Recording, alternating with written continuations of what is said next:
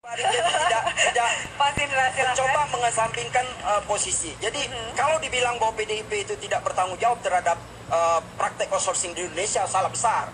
Tapi kalau dibilang bahwa itu keputusan DPR, benar. Tetapi DPR-nya dikondisikan oleh Menaker Trans pada waktu itu Jakob Nuawea.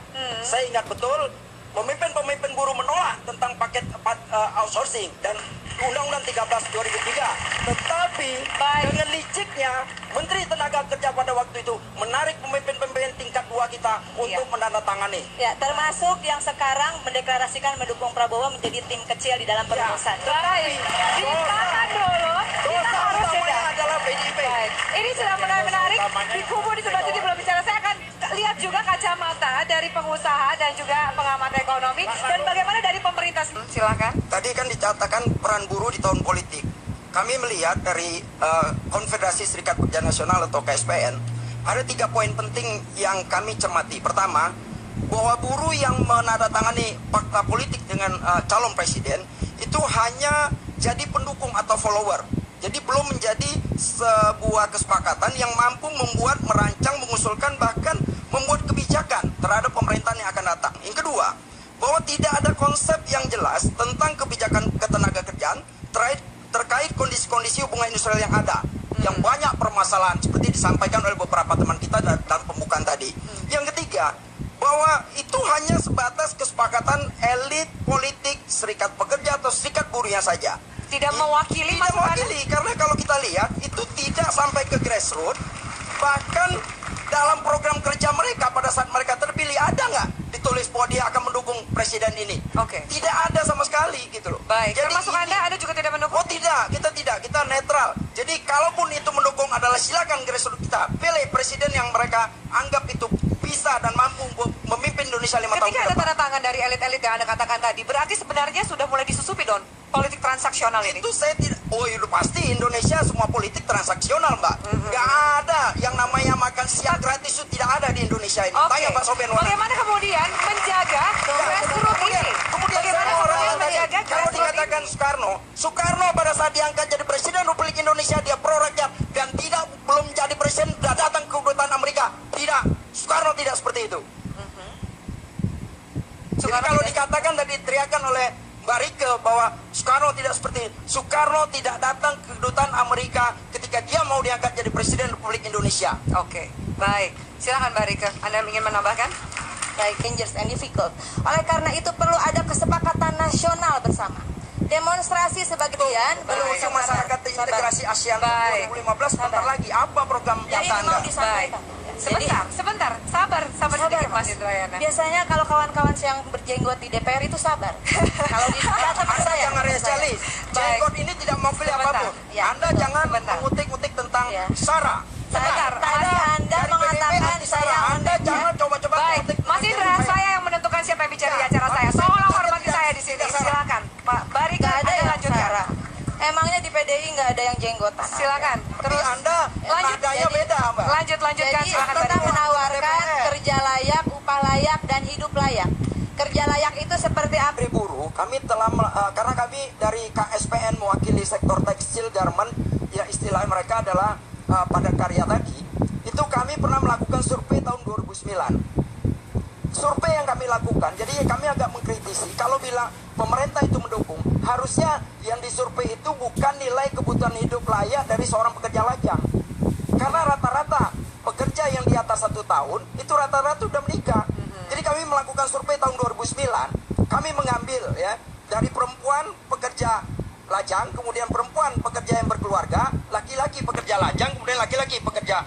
Tahun 2009 saja kami mendapat angka kebutuhan hidup layak itu adalah 2,4. Baru 2014 baru bisa mencapai angka 2,3. Oke. Anda bisa bayangkan bahwa yang disurvei itu sebenarnya komponennya yang mana? Yang 3.000 yang di emperan. Menurut Anda adalah kurang tepat sasaran. Kurang tepat sasaran karena kebijakannya tidak terhadap. Sementara di dalam Undang-Undang 21 2000 mengamanat kami serikat pekerja serikat buruh untuk memperjuangkan peningkatan kesejahteraan buruh dan keluarganya. Oke. Tapi yang dihitung itu adalah buruh lajang. Di mana keadilan harmonisasi dan keadilan dari Baik, pemerintah? ketika memperjuangkan Nggak ada. aspirasi Anda, perlu sebuah sistem politik yang juga bekerja. Apakah Harus seperti itu. Ya. Karena jangan janji-janji politik belusukan tapi pabrik melihat pelanggaran normatif. Baik, silakan Mas Arief. Kalau kami jelas ya, sebenarnya yang kita kejar itu bukan hanya Enggak, upah kita buruh, rabak. tetapi adalah daya beli buruh. Ya. Upah buruh itu dianggap kecil ya memang karena sekarang terjadi. Gini Mbak, Baik, sebentar. kalau tadi saya menyambung soal BLK, di mana Bapak mempersiapkan? Kita sama-sama tahu membahas di Komisi 9, 265 balai latihan kerja untuk seluruh Indonesia, jumlah kabupaten aja 511. Dan saya tahu 50% atau minimal seperti yang disampaikan oleh Menaker Trans, 40%-nya dalam keadaan rusak. Jadi menurut saya, terima kasih untuk masukan dari Pak Bu Henry dan Pak Sofyan. Kita harus belajar realistis. Kita tidak boleh anti asing, tetapi kami meyakini tidak perlu harus selalu menjadi good boy bagi bangsa lain. Saatnya kita Saya tanggapi Mbak. Stand up dengan prinsip kita ya, sendiri dan saatnya kita punya kedaulatan di bidang politik. Oke. Saya tanggapi itu penting sedikit, Mbak. sekali. Saya Baik, tanggapi. Mas Indra, Itu silakan. jelas sekali bahwa kebijakan yang dianut oleh pemerintah itu tidak mendukung kepada seluruh rakyat. Beliau mengatakan bahwa itu hanya pekerja lajang. Berapa persen pekerja lajang di Indonesia? Apakah setiap tahun hanya pekerja lajang yang diperjuangkan kenaikan upahnya? Bagaimana dengan pekerja yang sudah masa kerja di atas 1 tahun, 15 tahun, 20 tahun, 25 tahun? Itu toh juga sudah mereka disepakati. dipergunakan oleh pengusaha, oleh teman-temannya Pak Sofyan Wanadi dengan upah minimum tadi. Ibu bisa bayangkan 20 tahun kerja di pabrik, gajinya sama dengan orang yang baru masuk kerja gitu loh. Kenapa tadi? Karena kebijakan pemerintah adalah kebijakan upah minimum menjadi upah maksimum. Kedua, saya mau kritisi. Tadi kalau dibilang bahwa solusi dari PDIP adalah penambahan BLK, saya rasa itu tidak cerdas. Karena BLK itu sudah out of date. Mereka sudah ketinggalan peralatannya. Jadi seharusnya yang lebih cerdas.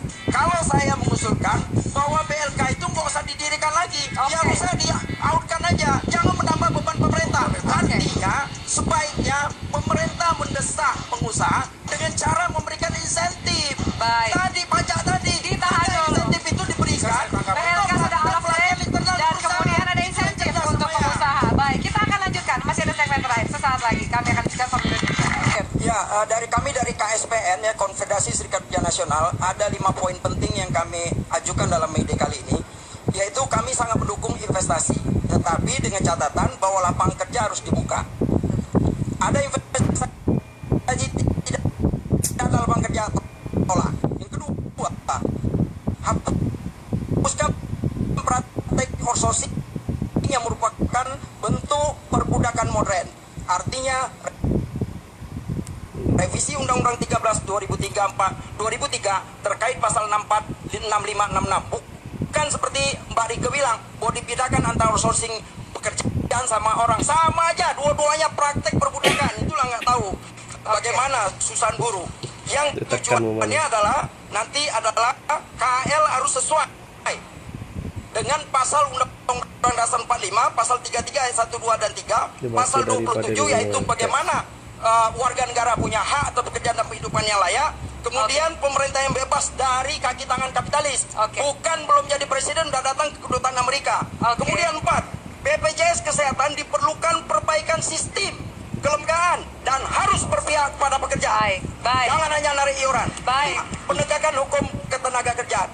Terima kasih banyak. Boleh kita beri tepuk tangan yang meriah Sedikit, Mbak Alfi. semua untuk para narasumber. Ada Saya sebenarnya ingin kesempatan Anda tadi? mengingatkan bahwa tadi katanya ada kontrak politik. Saya mendapatkan kabar belum ditanda tangan. Belum kontrak politik ya, tetapi Pak Prabowo menyetujui apa tuntutan buruh. 10 tuntutan buruh akan kita penuhi dalam Baik, pemerintahan. Walaupun tidak sah kontrak Nanti itu. kalau Saya sudah harus dijalankan, tutup acara ini. sudah Forum. deklarasi kan Terima disetujui, kasih banyak. Pemirsa, 10 tuntutan rakyat berisikan harapan buruh akan adanya perubahan. Beranikah para pemimpin bersikap akan berdiri di barisan terdepan demi kesejahteraan, atau perlahan mereka lupakan janji manis dan larut menjadi seorang kapitalis? Selamat Hari Buruh.